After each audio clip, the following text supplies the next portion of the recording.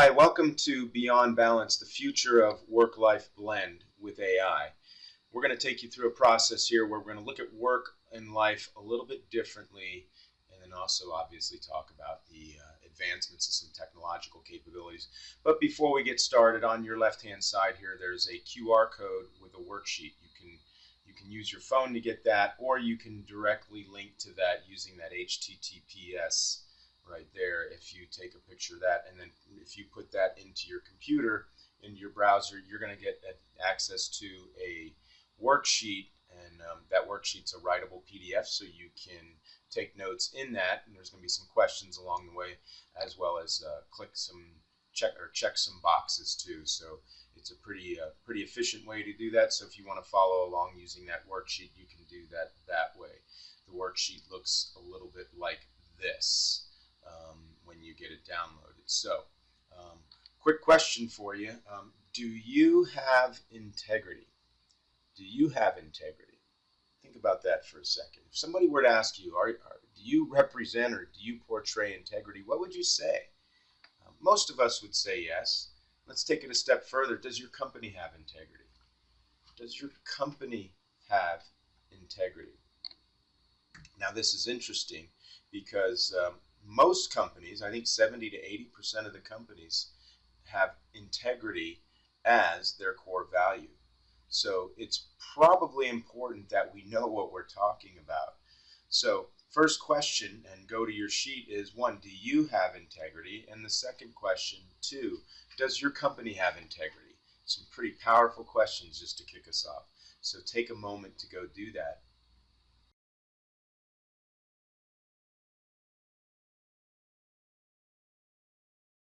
Now that you're back and you've checked off those boxes, let's go a little bit deeper. So what is integrity? You know, if it's so important, what is integrity? If 70 to 80% of the organizations and companies in this country think that integrity should be a core value, then we should know what we're talking about. So what is integrity? So here's a quick video.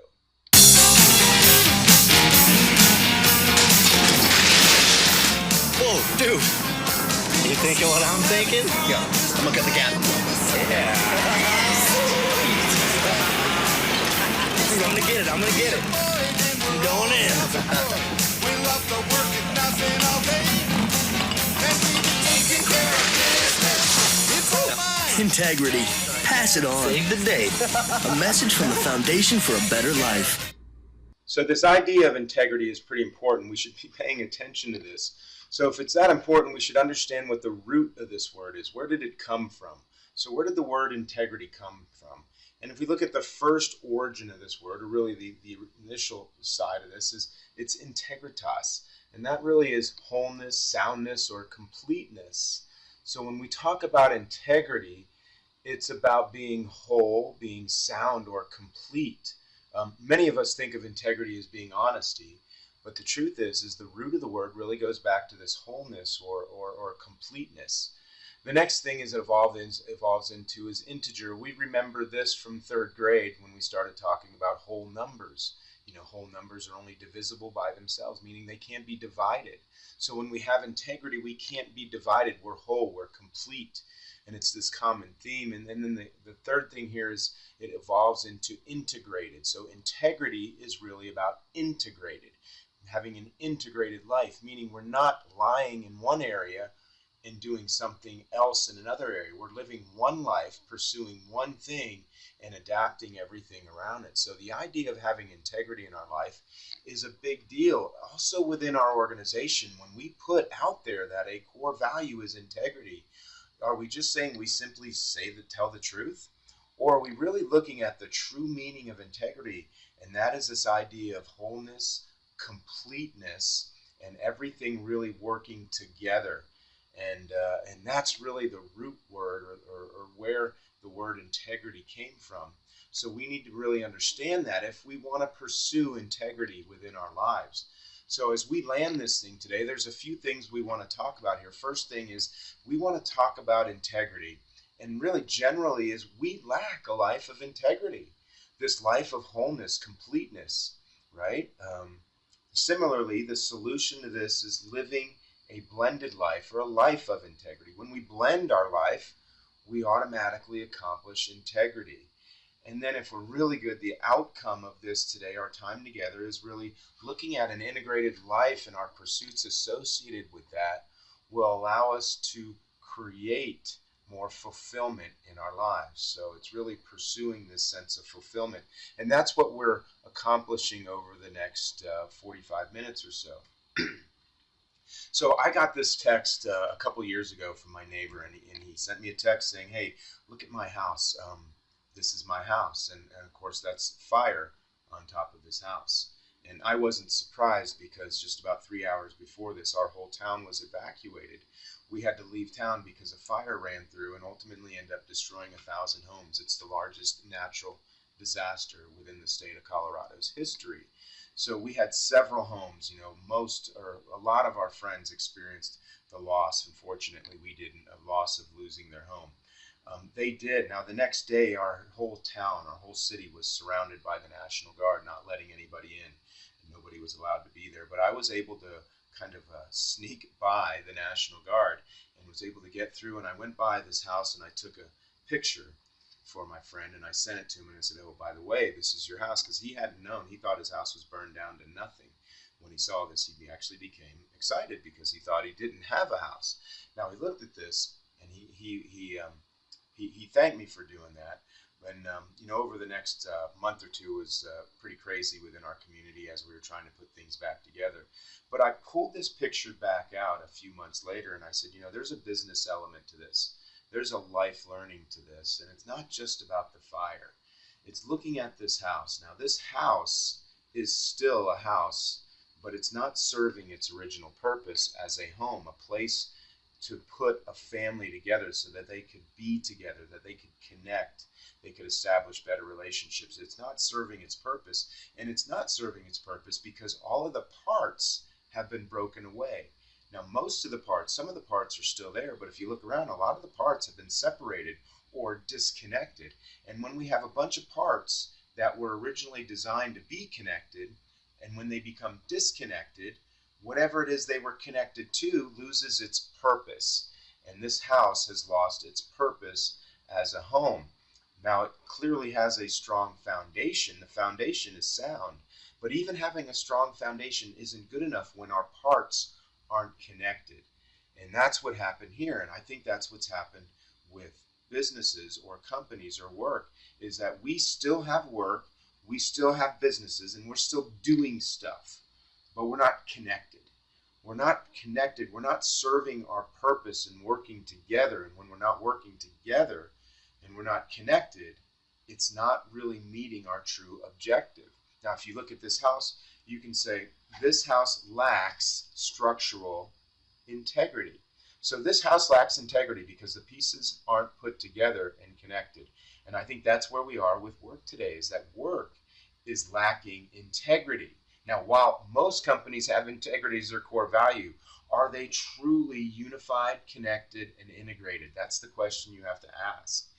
And we need to look at this from the aspect of how is work and life coming together, because I see that the connection between work and life, it's just flat out broken right now. We have a lot of things that are working against our ability to foster good outcomes through work, at work, that impact positively on our lives. So you might say, well, yeah, but after we started working from home, we're much more productive. And it's true. There are a lot of reports that came out that we maintained productivity, but it was at the cost of connectivity. So we sacrificed connectivity in order to maintain productivity. And what we found over time, not initially, but over time, as people lose connection to other human beings and to something meaningful, they then become less productive. And we've seen a drop off in productivity as connectivity has fallen. So if we look at this in the construct of work-life balance, we continue to seek this mythical thing called balance, but it's led us to a loss of connection and direction. So we don't have good connection and direction because we're seeking balance. And what I mean by balance is this idea of work-life balance is trying to balance our time in two things that, quite frankly, are never going to balance. Hardly anyone has ever achieved true balance, yet we keep focusing on it. And what this does is it creates an adversarial relationship between work and life, because we don't say, I need more work-life balance. I just got to work more. It's always the reverse. I need work-life balance, meaning work has been bad and I need to pursue what is perceived good, and what is good is not work. So every time this comes up, it's creating a negative perception of work, which is sad, because we don't spend 5 minutes a day working. We spend nearly half of our waking life or waking time at work. So when we spend so much time doing something and it's not really fulfilling, and then society is saying, hey, that's not good for you, you shouldn't be doing that, now we're actually losing our ability to maintain motivation. And it's because we feel as though work is taking us away. Now, that might be true in some cases where we actually have a complete imbalance in time, meaning we're working 80, 100 hours a week and so forth, and that's taking away from other areas of our life. But truly, what's happening is work and life are not blended. When somebody does that, they're allowing work to dominate everything in their life, and it's not just about balance. It's about their thinking. It's their relationships. They bring their work home in a way that is negative because people are telling them work is negative. So what we need to do is move beyond this work-life balance myth and start looking at work-life blend. And I view that as what we should be looking. We need to be looking at work as a way to enhance our lives, not detract from our lives. And we can do this more with technology. So let's go through a little quick history or a progression of technology. You know, technology's been around for a long time, but there's a progression. Now, historically, technology has really been focused on productivity and efficiency. No matter what technology did, it was about how can it make me more productive? How can it help me achieve better metrics, better KPIs, and so forth? And that's really up to actually fairly recently, and you could even argue as far as today. We only look at technology as a tool to become more productive. And as we have used technology to become more productive, we become less connected. And when we're less connected, we lack integrity.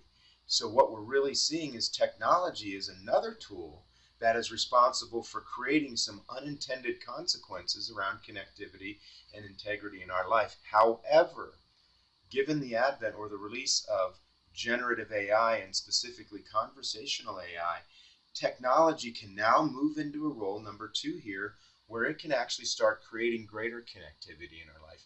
We can use technology not only for productivity, but also for creating connectivity, and then ultimately creating greater integrity within our lives, or living a blended life. So technology right now is in a different place than it was even a year ago in its ability to bring human beings together and get really, really clear on what it is we want to do within our personal and our work lives, creating integrity in both. So the idea around this is not work-life balance, it's work-life blend. And that starts with what we're focusing on. If we're focusing on constantly trying to put work against life, that's going to create a negative persona or perspective around work. If we look at work as an opportunity to build a better life, not just financially, but relationally, how I can learn, practice, and grow as a human being. So what are the benefits of work? How can work help me improve my life overall? But if we change our focus, we will start changing our outcomes. When we get really clear on our focus in life, you'll start seeing your outcomes in life change, because my focus, what I'm focusing on, really determines my outcomes. And there's 2 focus facts that I want to go over here. And these have been tested and tried, and they play out in virtually every situation. I didn't make these up. These have been proven through various different studies. And the first one is the mind can only focus on one thought at a time. Now think about this for a second. So the mind can only focus on one thought at a time. Our eyes are fairly incredible. So we can actually see peripheral vision about 180 degrees at one time. So we can see all of this stuff that's going on, yet we can only focus on one thing at a time. So what we call this is this laser focus or a fixation point. And when we have a fixation point, that's all we can connect our eyes and our brain to. Now, some people have the ability to do some multitasking. I don't really know any of them, but I know they're out there somewhere. Most of us cannot multitask. So when you think you're multitasking, you're really not. You're really just switching between tasks, and you're tasking your mind. You know, you've probably been typing an email or writing a text or something, and someone interrupts you, and when you come back to that, you completely forget where you are, and you have to spend some energy. And you're doing this hundreds and hundreds of times a day. We're not really multitasking. We're only focusing on one thing, and we're constantly shifting our focus. There's a cost to doing that.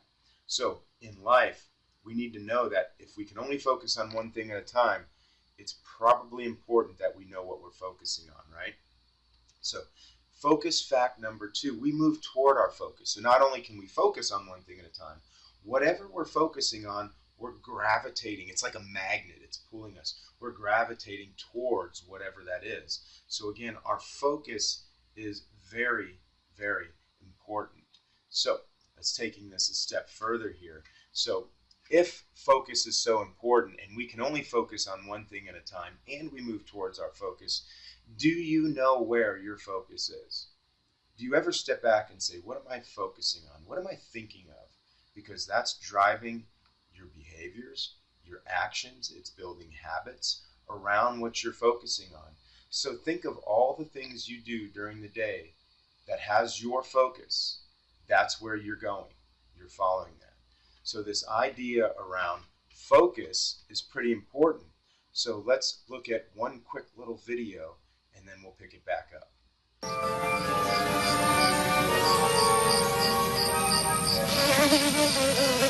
No! Harry, no! Don't look at the light! I can't help it. It's so beautiful.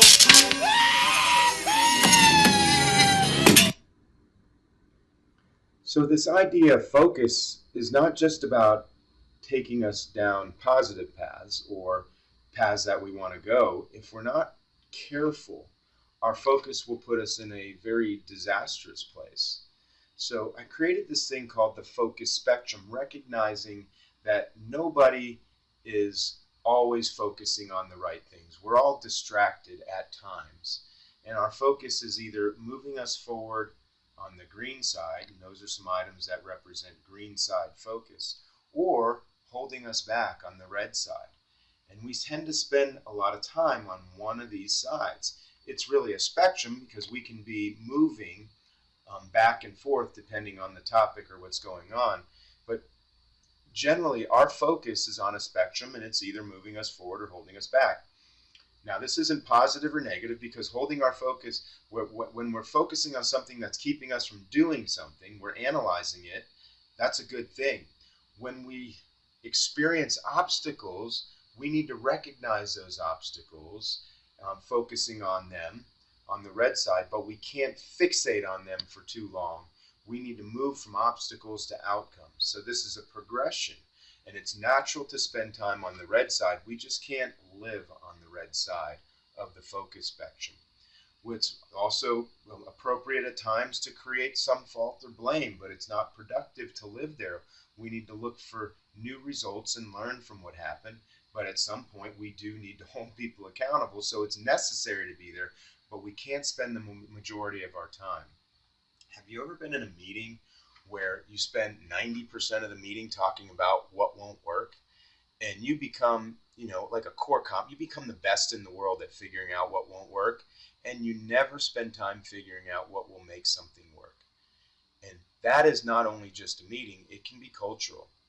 If we constantly start on the red side, which is natural, but then live on the red side and never move to the green side where we focus on outcomes, the things we want to create, we learn from things, we figure out what will make it work.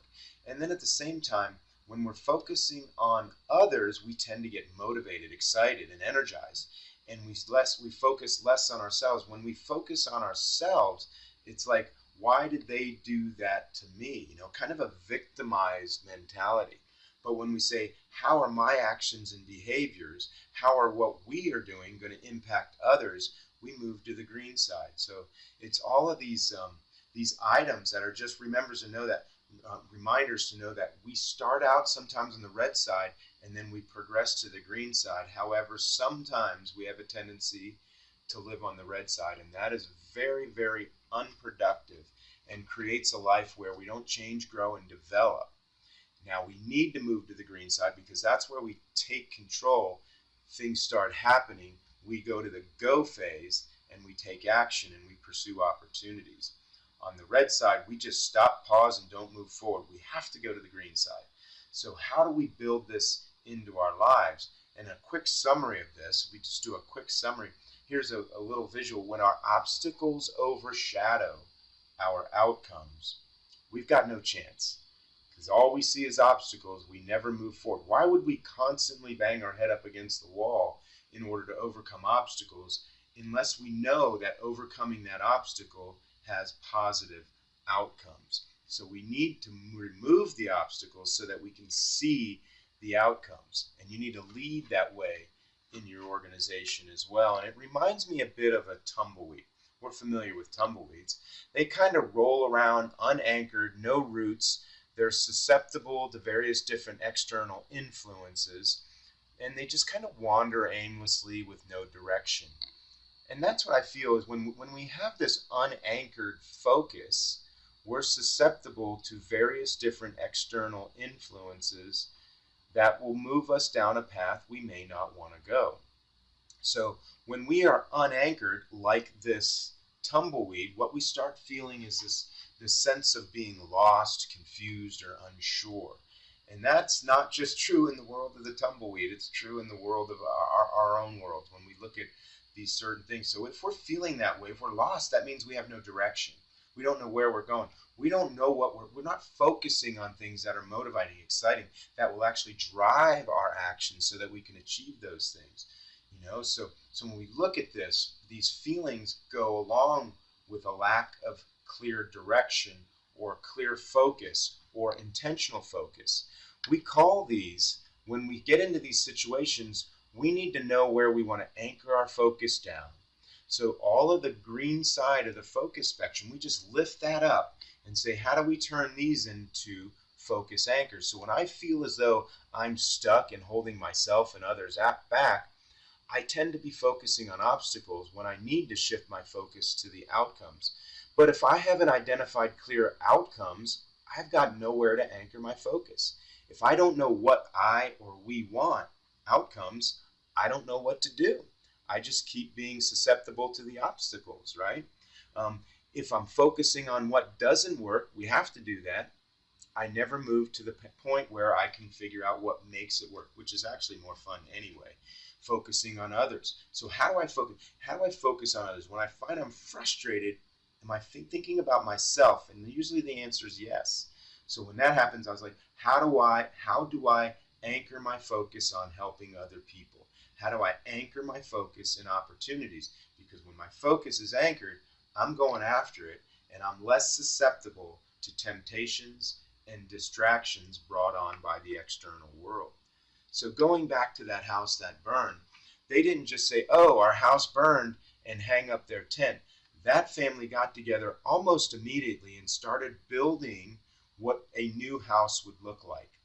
And they built the outcomes. They wrote it down in the form of architectural plans. They created an outcome. They anchored their focus on that. And then that gave them the ability to align all of the behaviors and actions of multiple people in order to rebuild this house so that it can become a home again. And that was all about intentionally building clear focus anchors based on outcomes. That's the power of having focus anchors in our lives. It gives us the ability to follow what it is we intentionally built as direction within our lives and within our careers, because that all goes hand in hand. So now at the top of this, when we talk about focus anchors, what is the highest or most important focus anchor in our life?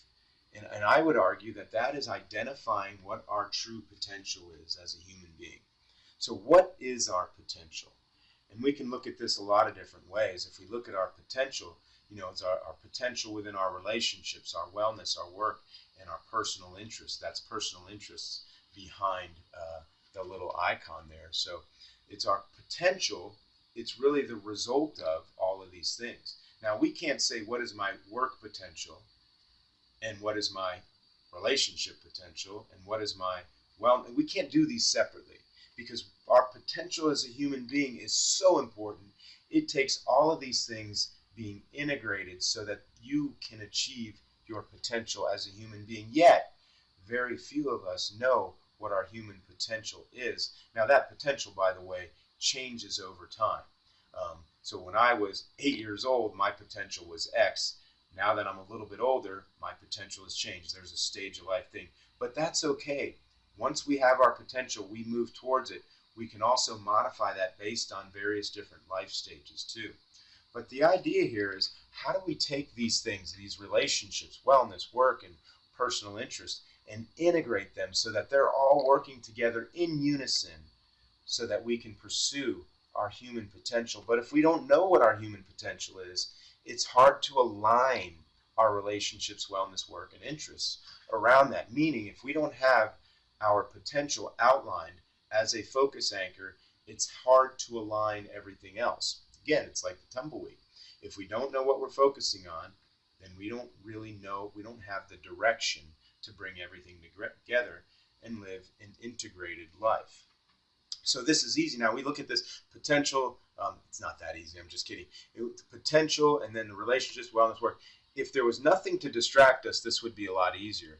But the truth is there's a lot of external factors out there that are distracting us.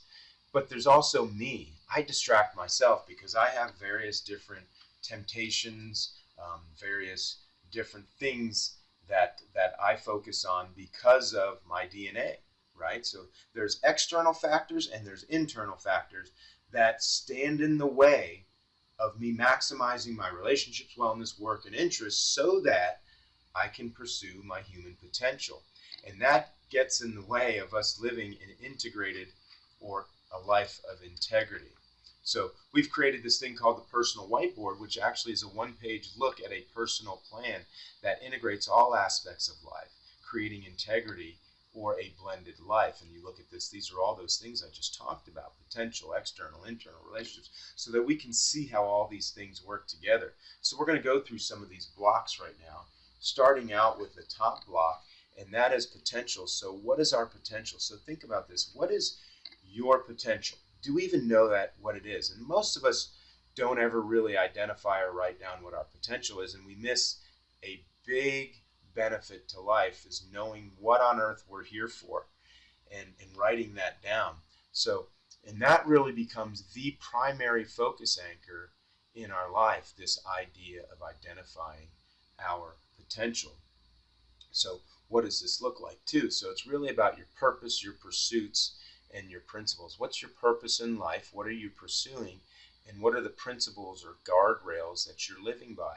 And you need to have all of these, because if we don't know what our purpose is, then we again wander aimlessly. This potential, this purpose, or our pursuits, they become your focus anchors. Because if we move towards our focus, we want to know what we're focusing on, and hopefully they're positive and they're making impact on the society or the people around you. So with that, I want you to answer the question, the first question here, which is, what is your potential? So go back to that worksheet and identify what your potential is. Just write it down, just a real quick one.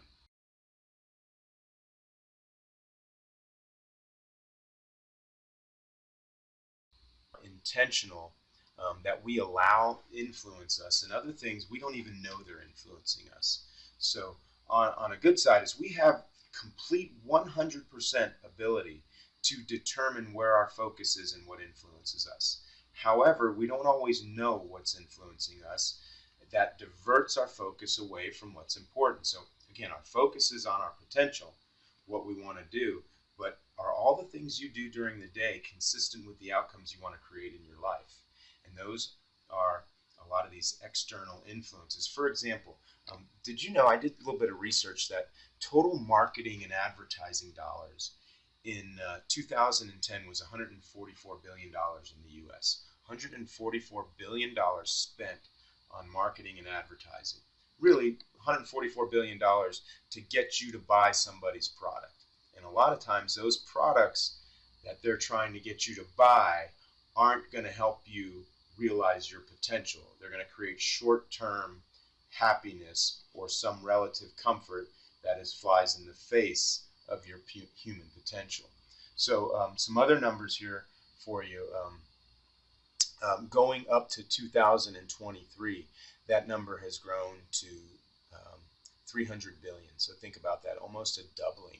So twice as much money is being spent to get you to divert your focus from what really matters to something, to spend money on something that probably isn't that important.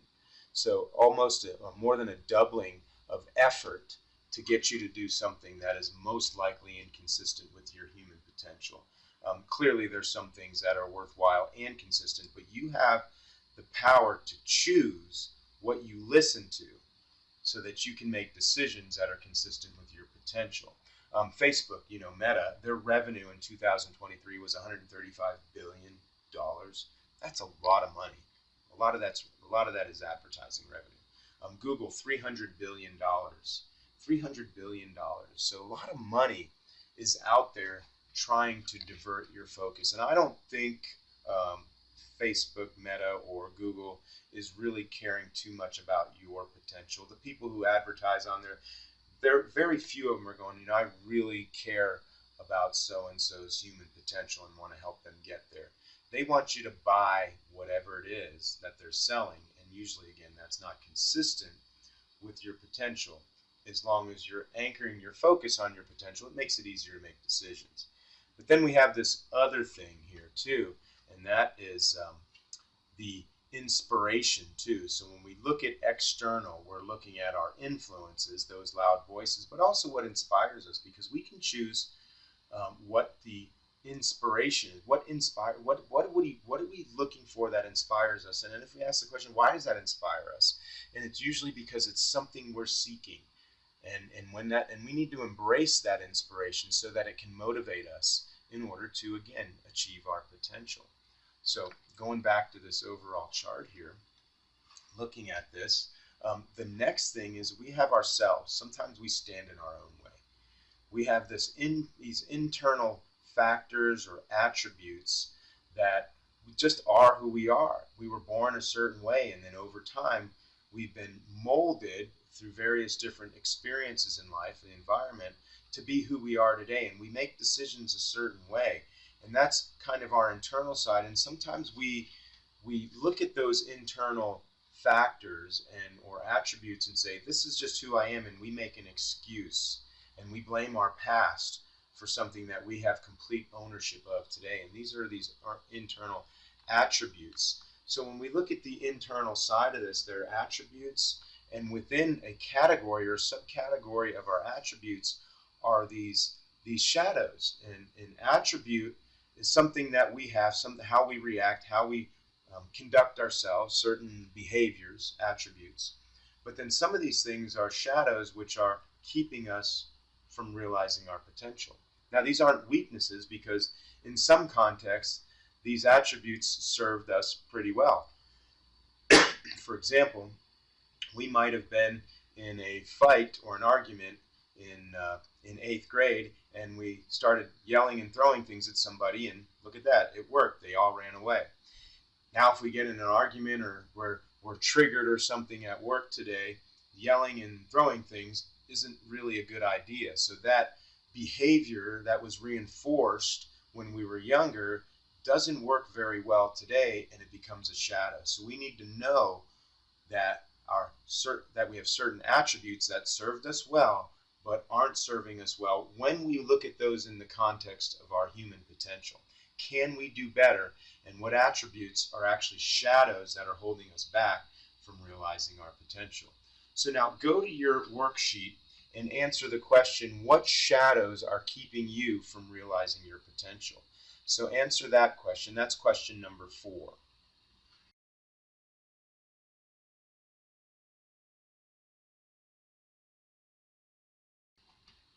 Well, welcome back. So now that you've answered question number 4, let's move on to some other levels here. And this level is around our relationships. So now we talked a little bit about potential, external factors, our internal DNA, so to speak. And we're seeking to build a more integrated life because our external factors, the influences, who we are, all of these influence our potential. But now we go down to the bottom here and we start looking at our relationships. If we look at our potential, most of us will look at our relationships as one element of pursuing our potential. If we pursue something meaningful, it generally is about other people or with other people. And so now our relationships become very, very important. Now our relationships, it's not just about relationships at home, it's relationships at work. So what about our relationship with our kids? Can we get better and have more meaningful relationships with our spouse, our significant other, our kids, our friends, our community members, our colleagues at work? Because we're spending time with these people, let's make this more fulfilling and use this as a platform to help us pursue our potential. So these relationships are a key element. And if we look at this, we want to identify what our true focus is, a relationship focus statement, what outcomes we want to create, and what actions we're going to take to create better relationships in our lives. Because when we have good relationships, it's more likely we're going to realize what it is we set out to do. Now, this relationship focus also becomes or gives us the ability to anchor our focus down. When we say, hey, we're meeting with so-and-so, we're going out to dinner, I want to focus on this because it's important to me. I want to create a better outcome with my spouse when we're at dinner tonight. And here are the actions I'm going to take. So what first thing we do is we anchor our focus in this. So we need to focus on our relationship, create outcomes and actions.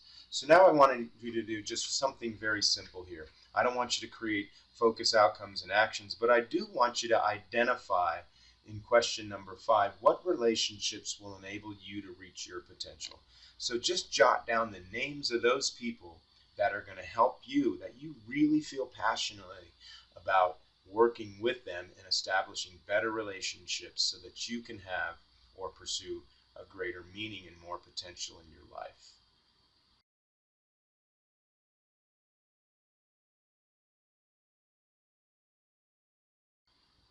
So good. Now that you've done that, let's go on to the next thing. Now, we're not going to go through every block, so to speak, on the whiteboard here. We're just going to look at a few. There's much more to this than what we're going through today. We're going to introduce a few of these. We talked a little bit about potential, external, internal relationships. We're skipping over wellness and we're going into work right now. But ultimately, what we're trying to do is create integrity within our lives.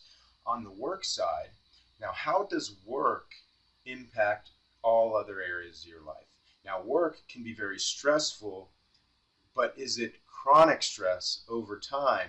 And what can we do so that work can not necessarily eliminate stress, because we're always going to have deadlines and things that are somewhat healthy, but how do we make sure that we don't have chronic stress, but we do have some level of acute stress so that our psychological and physical wellness or well-being can succeed or grow? So what can we do at work? What can we focus on at work? And what can we recognize that work will help us in all other areas of our life? So how does work help you with your personal wellness? How does work help you with your relationships at work and at home? I know I learned tremendous things about how I can learn and listen and understand people, but I learned it at work that I took home, and it helped me be a better spouse, a better father, a better community member. All these things originated at work, and we need to recognize that work can be a feeder to a better life. How can work help us with our interests? Can work help me see other places in the world? Of course it can. So we're really looking at how does work positively impact all areas of our life. So I'd like you to answer now question number 6, which is, what must you focus on at work to pursue your potential and improve relationships? So take a second to write that down real quick. Question number 6, looking at how work can now start positively impacting other areas of our life.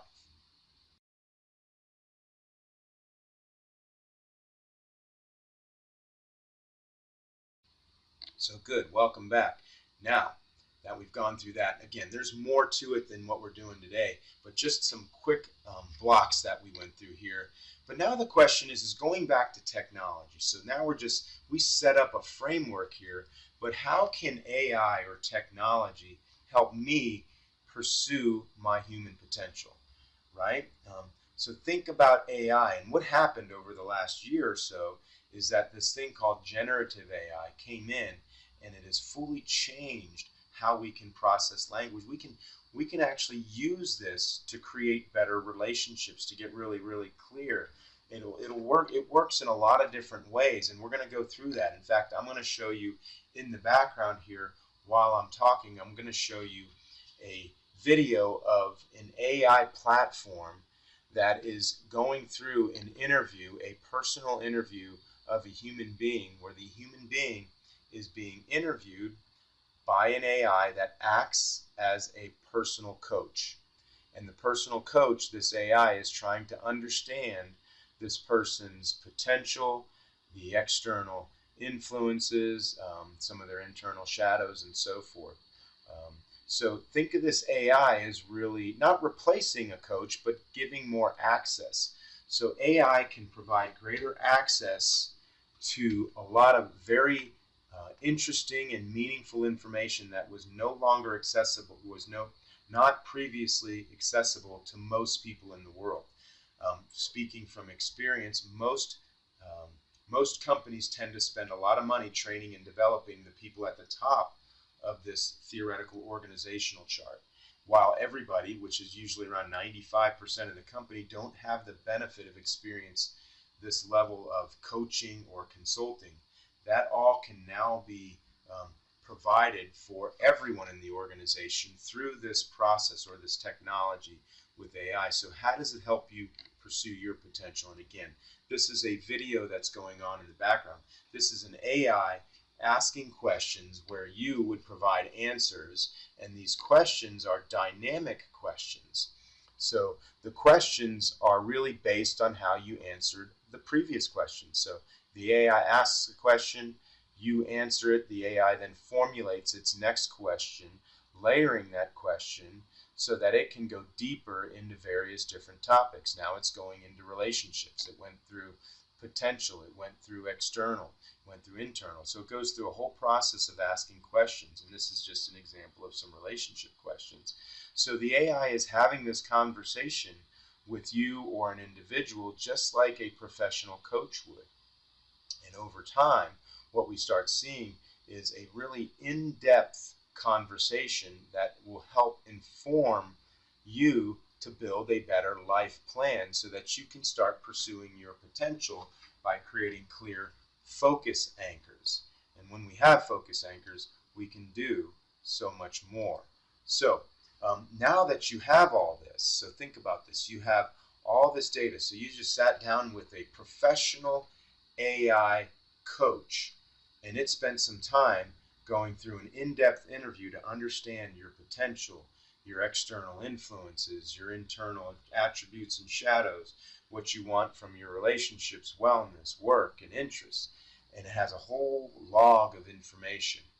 The next question is how do you make some sense out of this? What do you do with it? And after completing the AI, the interview, it will create a draft life plan for you. So now think about that. That's a lot of information in a matter of seconds. So in a matter of seconds, the AI can take all of that information and create a specific life plan or a personal whiteboard. And that personal whiteboard I showed you earlier, it's just the building blocks of life. So now you look at this, and within seconds, you now have your potential based on what you outlined in that interview. And it goes on to say, okay, potential, what about external influences? And the external, your inspiration, and then moving into the internal block here, attributes and shadows. What are these things? Now, it didn't ask you all this stuff specifically, but based on your conversation, it was able to infer this. What about your relationship focus and outcomes? This is pretty cool. You can do this. Now going down in the AI, I can say, what about work? How do I build a better work environment? What am I focusing on at work so that I can build a better life?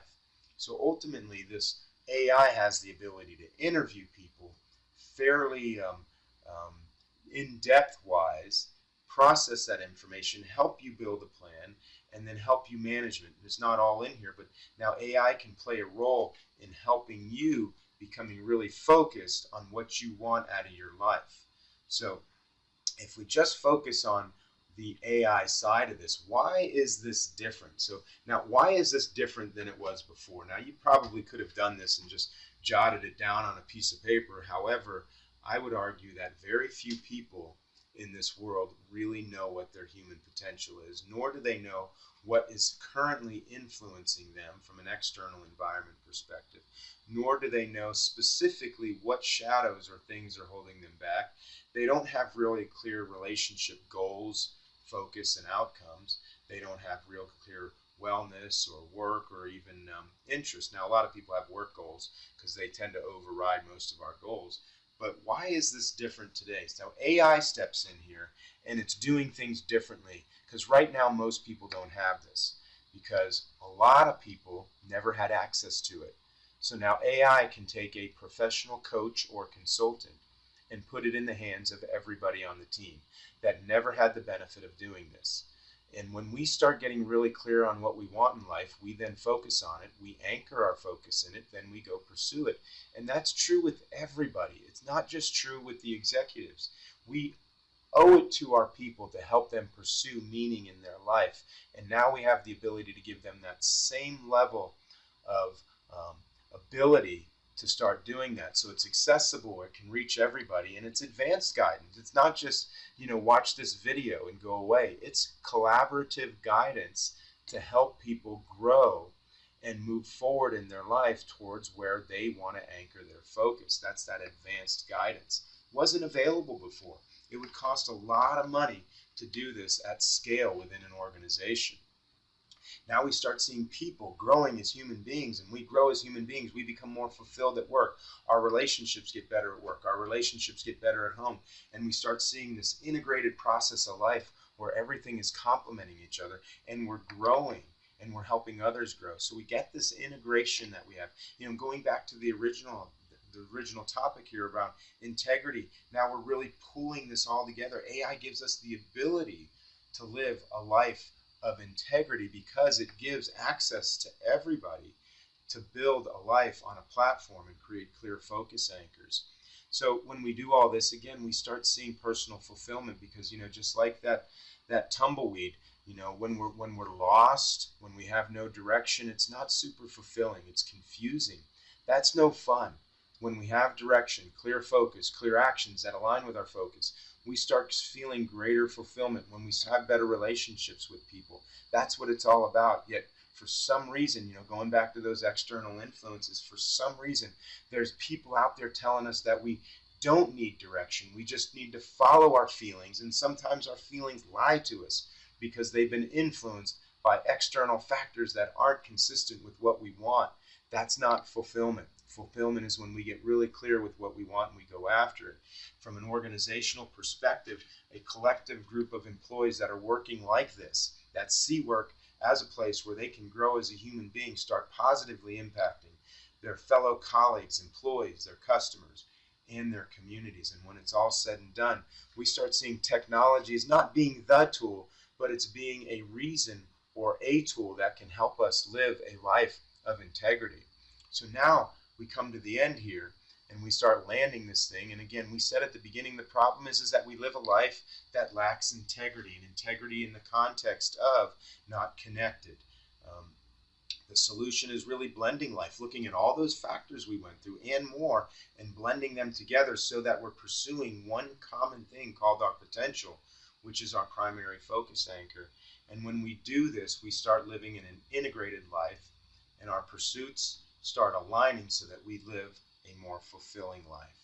So now, as we go forward, the next question for you is, what do you do from here?